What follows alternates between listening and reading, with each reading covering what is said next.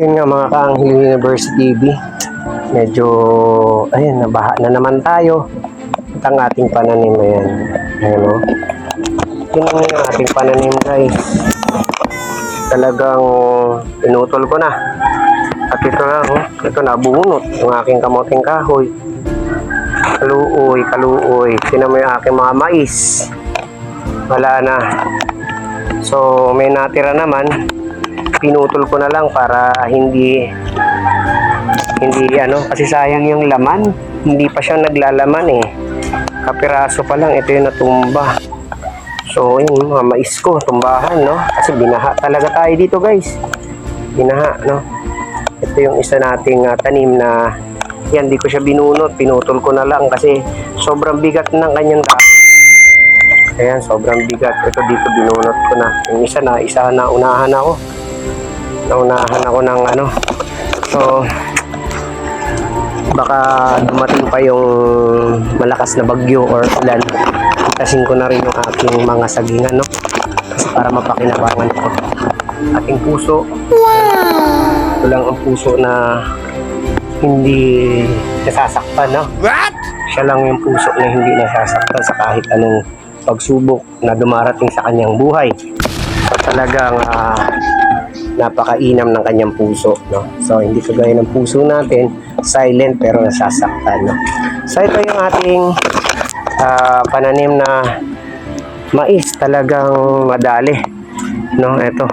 So mamaya pitasin ko na itong aking puso kasi sobrang bigat kasi ang lalaki ng aking saging, no?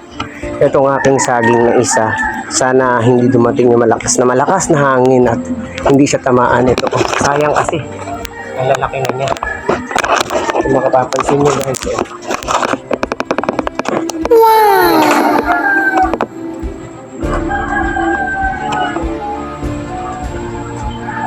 Yan ang laki niya, no? Tapos yung isa dito, ayan, yun nandun.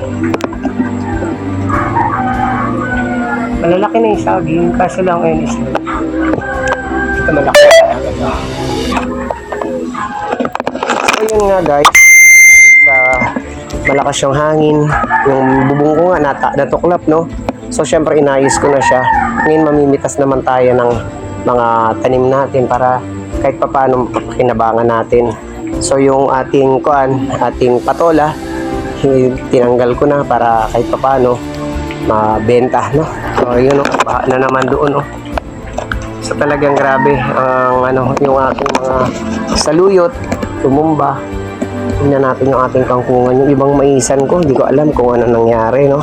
Pero gusto ko rin checkin natin habang nandito tayo sa baba bago kumain ng ating, ayan, no, nadali na yung mga kangkungan ko guys. Hindi na nag-grow, talagang natapakan na siya ng tubig, no.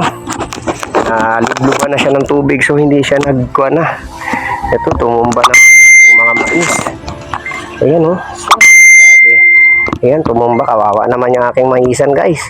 Ayan ang aking kangkungan. Wala na din. Hala, kawawa. Sana maaari. Pero, solusyon na natin na makarecover yung ating mga pananim sa kabila ng dilubyong nangyari, no. Pero kahit na ganoon naman, talagang gusto natin maayos yung ating pananim. Ayan, so yun yung mga tanim natin na